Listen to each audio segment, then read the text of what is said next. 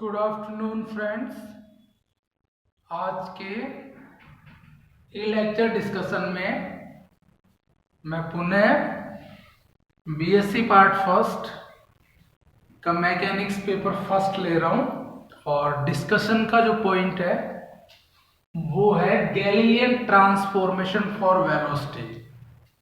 इसके last lecture में हमने ट्रांसफॉर्मेशन ऑफ पोजीशन किए थे गैलीलियन के, और अब हम वेलोसिटी का पता करेंगे। तो पोजीशन स्थिति का अगर ट्रांसफॉर्मेशन पता हो जाए तो हम मैथमेटिकल टूल है डिफरेंशियल एक ऐसा ऑपरेटर है जो पोजीशन को अगर डिफरेंशियल ऑपरेटर से ऑपरेट करा दे तो हम वेलोसिटी प्राप्त कर सकते हैं।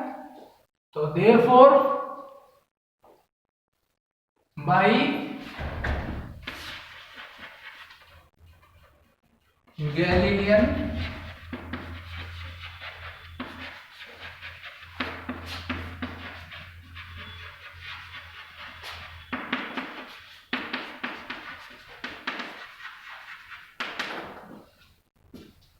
पोजीशन के गैलीलियन ट्रांसफॉर्मेशन से हमने प्राप्त कर लिया था लास्ट लेक्चर में। क्या था वो? r dash is equal to r minus dt,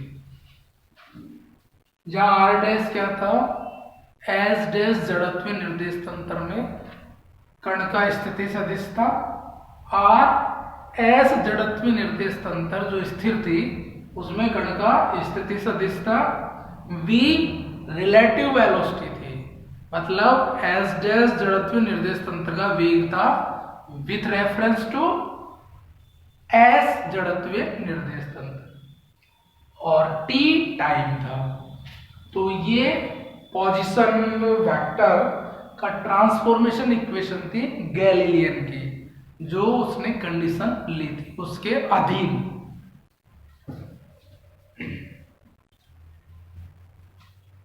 differentiate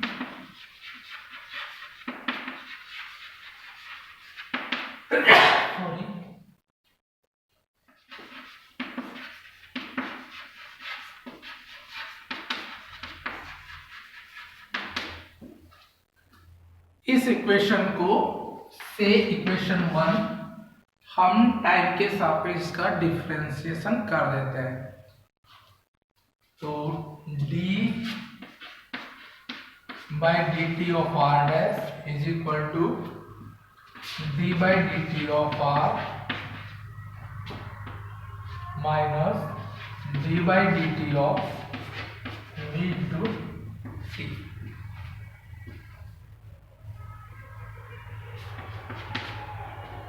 position का रेट ऑफ चेंज क्या होता है? वेलोसिटी। स्थिति सदिश में परिवर्तन की दर को क्या कहते हैं? वेलोसिटी। तो इसको हम वेलोसिटी कहते हैं। v डैश r डैश है, तो ये v डैश किसका वेग है? कण का वेग है। किस जड़त्व निर्देश तंत्र में? s डैश में।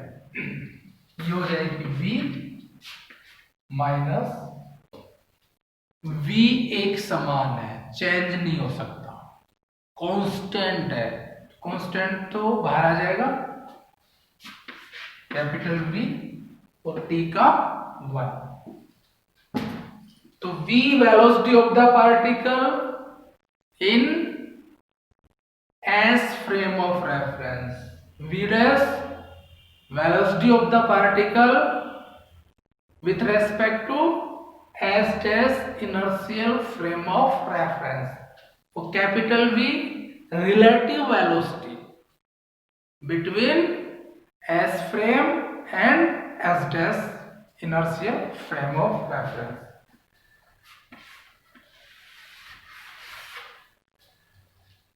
What does it reflect? क्या कंक्लूड करता है ये? इसका मतलब यह है कि कण का वेग बराबर नहीं है दोनों फ्रेम ऑफ रेफरेंस में। एस डैश में कण का वेग थोड़ा सा कम होता है बजाय एस के। क्योंकि एस डैश का जो वैल्यू है एस डैश फ्रेम में कण का वेग वो इससे थोड़ा सा कम आ रहा है, मतलब वेलोसिटी रिलेटिव हो गई, पोजीशन भी रिलेटिव था क्योंकि पोजीशन भी दोनों फ्रेम ऑफ रेफरेंस में उसी कण का अलग अलग था, ऐसे यहाँ वेलोसिटी अलग अलग हो गई। मतलब ये हुआ कि गैलीलियन रूपांतरण के अधीन कण का वेग क्या रहता है, वेरिएंट रहता है, निश्चल नहीं रहता है, बदल जाता है। एग्जाम में सवाल ये आता है निम्नलिखित से कौन सी फिजिकल क्वांटिटी गैलीलियन रूपांतरण के अधीन निश्चर नहीं रहती, इनवेरिएंट नहीं रहती, तो वेलोसिटी एक पोजीशन भी है। बाकी ज्यादातर फिजिकल क्वांटिटीज इनवेरिएंट रहती है, मतलब एस और एस डैश दोनों फ्रेम में जैसे फोर्स है बराबर आएगा, एक्सीलरेशन बराबर आएंगे, मोमेंटम बराबर आएंगे।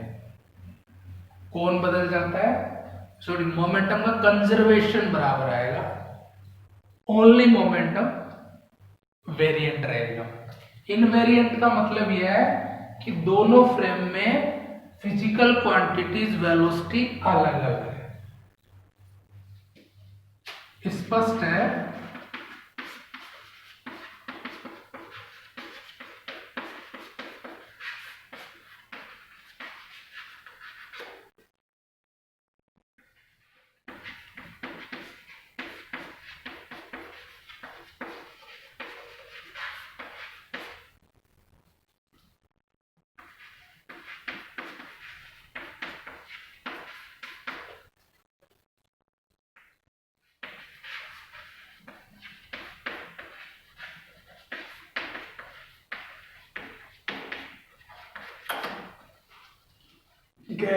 स्पष्ट है कि गैलीलियन रूपांतरण के अधीन कण का वेग निश्चर नहीं रहता, अनिश्चर हो जाता है।